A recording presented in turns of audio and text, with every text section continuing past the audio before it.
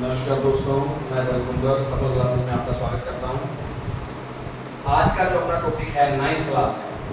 9th में अपनों 4.1 complete कर ली थी। आज अपने बात करेंगे 4.2 पे। 9th क्लास का चैप्टर नंबर 4 और 4.2 पे अपने बात करेंगे linear equation in two variables. ये चैप्टर था अपना, ठीक है।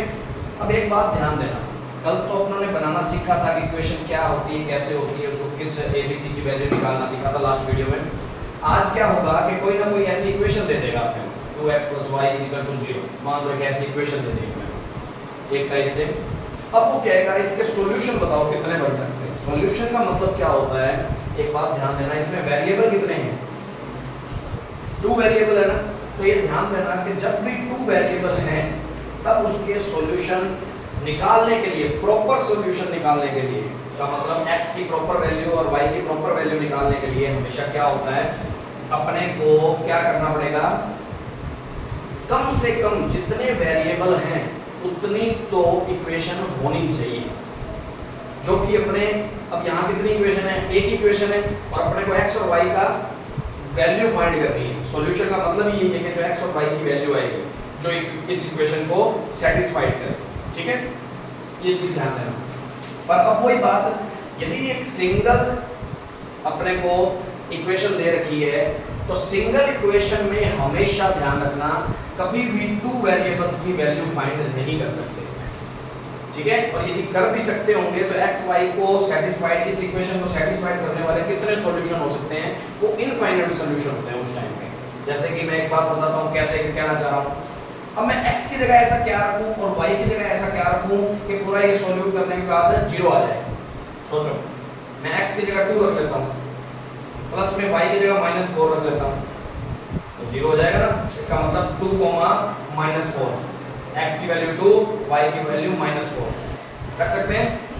ये भी इसका सॉल्यूशन है। सॉल्यूशन का मतलब जो इसको सेटिस्फाइड करे, ऐसी x और y की वैल्यू जो इसको सेटिस्फाइड कर रही है, समझ आ रही है, ये सॉल्यूशन है। अब ऐसे तो सर और भी कर सकते हैं, रख सकते हैं, तो कौन सा रख सकते हैं, सोचो। मैं इसकी जगह पे 3 रख दूं तो ये 6 हो जाएगा, माइनस का 6 रख लूं यहाँ, x की जगह 3 रखूं, y की जगह -6 रख लूं, अभी आंसर 0 हो जाएगा। ये भी सॉल्यूशन है इसका। ऐसे करते करते तो अपने 4 और -8 रख ले तो भी आ जाएगा। x की जगह 4 रखूं और 8 और माइनस का 8 0 हो रहा है, ठीक है, ये सेटिस्फाइड कर रहा है, तो ये भी आंसर है इसका। तो एक इक्वेशन के अंदर, एक इक्वेशन में 2 वेरिएबल्स हैं या 2 से ज्यादा भी कभी वेरिएबल हैं तो उनका सॉल्यूशन हम प्रॉपर सॉल्यूशन नहीं निकाल सकते। उस टाइम पे जो सॉल्यूशन निकलेंगे वो काफी सारे निकल सकते हैं। जैसे कितने सारे हैं, ऐसे इनफाइनाइट क्रम तक कितने ही चलते जाएंगे, समझ आ गई। तो ऐसी कंडीशन में यदि एक इक्वेशन दे रखी है तो इस टाइम पे उसके सॉल्यूशन कितने निकलते हैं, इनफाइनाइट सॉल्यूशन निकलते हैं। बात समझ आ गई। सबसे पहली बात तो ये, तो 4.2 का जो क्वेश्चन है हमारा, पहला क्वेश्चन वो इसी बात को पूछ रहा है कि एक इक्वेशन उसने दे दी और वो कह रहा है 3 ऑप्शन मैंने दिए, तीनों में से बताओ कि कौन सा आंसर निकलेगा, तो इनफाइनाइट सॉल्यूशन वाला निकलेगा। वो इक्वेशन कोई भी हो जाए, अब वो 4.1 का आपको फर्स्ट क्वेश्चन करके देखो तो आराम से निकल सकता है इसका। क्यों है, क्योंकि हमने करके भी दिखाया है। देखो ऐसे करते जाए तो आगे कितनी सॉल्यूशन निकाल सकते हैं, और भी निकाले जा सकते हैं, तो इनफाइनाइट सॉल्यूशन निकलते होते हैं। यदि प्रॉपर आंसर चाहिए तो जितने वेरिएबल उतनी इक्वेशन होनी चाहिए उनको सोल्व करने के लिए, जो कि अपने 10th क्लास में आएगी, और उनकी अलग अलग फिर मेथड भी होंगे करने के लिए, ठीक है। तो इस चीज को खास करके ध्यान देना। तो फर्स्ट क्वेश्चन तो इसी बात पे डिपेंड था, तो उन्होंने सिर्फ सॉल्यूशन पूछा था कि एक इक्वेशन दे दी क्वेश्चन के अंदर, और वो पूछ रहा है कि इससे 3 ऑप्शन दिए मैंने नीचे और तीनों ऑप्शन में से कौन सा ऑप्शन सही है, तो इसके कितने सॉल्यूशन आ रहे हैं उस टाइम पे, इनफाइनाइट सॉल्यूशन आएंगे, ठीक है। अब बात करते हैं थोड़ी सी आगे और सेकंड क्वेश्चन की। फर्स्ट क्वेश्चन तो तुम अपने आप कर सकते हो, सेकंड सॉल्यूशन जैसे ये है 2x + y = 7। अब वो कह रहा है right 4 solution of each of the following equation. अब मैंने कितने निकाल के दिखाए थे, अभी 3 तो निकाल ही दिए थे। ऐसे वो कहता है कितने सॉल्यूशन इस इक्वेशन के निकाल के दिखा दो, और कोई भी निकाल के दिखा दो।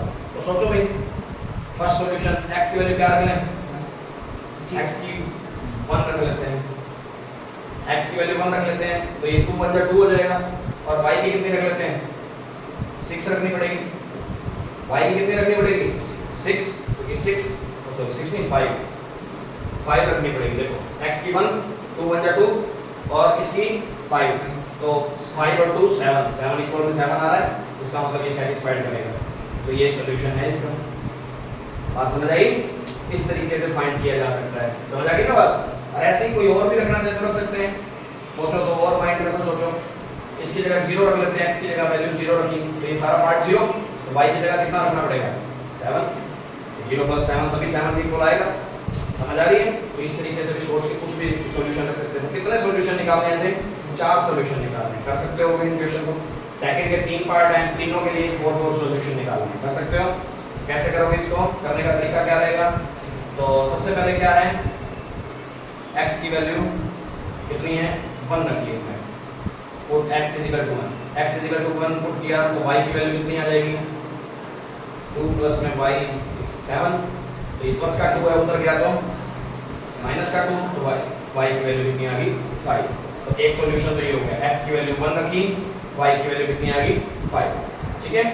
पुट x = 2 पुट करके देख लो, 2 × 2 प्लस में y इक्वल में 7, तो ये 4 प्लस में 5, तो y = 7, y = 7 - 4, y = कितना आ जाएगा 3 आ जाएगा, तो प्रॉब्लम तो नहीं। ऐसे ही पुट x = 0, 2 × 0 प्लस में y = 7, तो y की वैल्यू कितनी आ जाएगी 7, क्योंकि ये तो 0 ही है, 0 + y y होता है, और 7 0 ही होता है, सॉरी y होता है, तो ये एक सॉल्यूशन आ गया। पुट x = 3 रख लो, 2 × 3 प्लस में y = 7, 6 प्लस में y = 7, y की वैल्यू कितनी आ गई 1, क्योंकि माइनस में जाके उधर 7 - 6 कितना होता है 1 होता है। तो अब ये इस सॉल्यूशन को ऐसे सारणी में भी लिख सकते हैं, इन शॉर्ट में टेबल बना के ऐसे लिख लो, 4 सॉल्यूशन पूछे ना उसने, तो 4 ऐसे x की वैल्यू और y की वैल्यू, तो x की वैल्यू जब 1 थी तो y की कितनी आई, x की वैल्यू जब 2 थी y की कितनी आई, x की वैल्यू जब 0 थी y की कितनी आई 7, x की वैल्यू 3 थी जब y की वैल्यू कितनी आई, तो ये 4 सॉल्यूशन है। ऐसे कितने सॉल्यूशन निकाल सकते हैं, जितने मर्जी इनफाइनाइट निकाल सकते हैं। मैंने पहले क्वेश्चन में यही बताया कि सिंगल इक्वेशन से कभी भी सॉल्यूशन कौन से निकलेंगे, इनफाइनाइट सॉल्यूशन ही निकलेंगे, और ऐसे करते हुए कितने भी निकाल सकते हो जो इनको सेटिस्फाइड करते हो, तो इस तरीके से कर सकते हो। तो इसको नोट करना चाहो तो करो।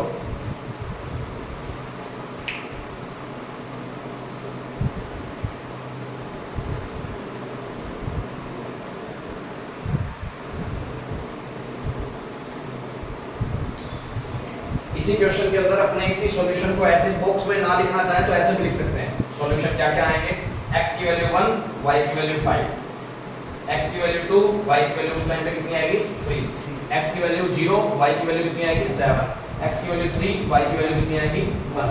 इस तरीके से, क्योंकि पहला x की वैल्यू, दूसरा y की वैल्यू, क्योंकि अपने थर्ड चैप्टर में क्या पढ़ा था, कोऑर्डिनेट लिखने आते हैं ना अपने को, वो कोऑर्डिनेट ये एक प्रकार से, ठीक है। हाँ, एक बात और सिखा देता हूँ, अभी से थोड़ा थोड़ा बता देता हूँ। लीनियर इक्वेशन की एक पहचान और होती है, क्योंकि वो क्वेश्चन में क्या बोल रहा है, लीनियर इक्वेशन बोला था ना, ये लीनियर इक्वेशन ही है। लीनियर इक्वेशन की एक तो पहचान मैंने उस दिन बताई थी, क्या कि वेरिएबल जो भी हैं उनकी पावर कितनी होती है 1।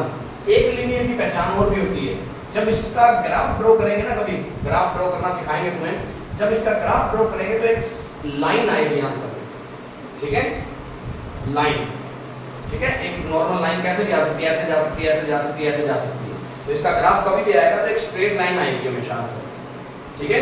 ये ध्यान रखना, ये स्ट्रेट लाइन की इक्वेशन होती है एक टाइप से, और कंडीशन वही है, ध्यान रखना कि वेरिएबल की पावर कितनी होनी चाहिए 1 होनी चाहिए, तब हो गए, और वेरिएबल 2 हो तब।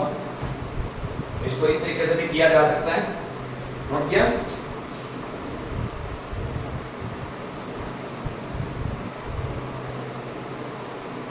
हाँ, अब बात करते हैं अपने इसके जैसे बस सेकंड के, बाकी जो भी बचे हुए क्वेश्चन है अपने आप करोगे, ठीक है। अब थर्ड क्वेश्चन के बारे में बात करते हैं, देना भी। इसका थर्ड क्वेश्चन क्या बोलता है, check which of the following are solution of the equation, कौन सी, ये इक्वेशन अपने को गिवन है। अब नीचे कुछ ऐसे कोऑर्डिनेट्स दिए हैं, x y x y x y ऐसे दे रखे हैं काफी कोऑर्डिनेट। अब वो कहता है कि चेक करो कि कौन सा इसका सॉल्यूशन है और कौन सा इसका सॉल्यूशन नहीं है। तो पहले तो फर्स्ट कौन सा लेके चलते हैं, 0,2। 0,2 मतलब x की वैल्यू 0 और y की वैल्यू कितनी पुट करनी है 2, रख के देखो, x की वैल्यू 0 रखी, पुट इन इक्वेशन, किया 0 माइनस 2 इंटू 2 कर दिया। आंसर कितना आया 0 माइनस 4। आंसर कितना आ गया -4, क्योंकि 0 में से 4 जाते नहीं है, माइनस का 4 ही रहता है। क्या आंसर 4 के इक्वल आया? तो अपने कौन सी साइड लेके चले थे? लेफ्ट हैंड साइड में आंसर रखा हमने, राइट हैंड साइड के इक्वल आया क्या?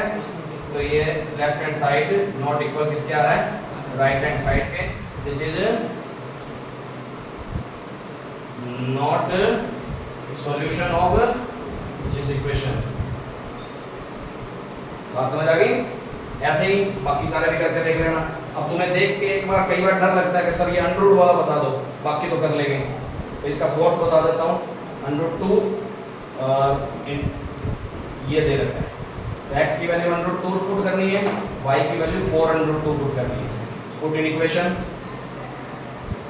ठीक है, इक्वेशन में पुट करते हैं। कितना आएगा?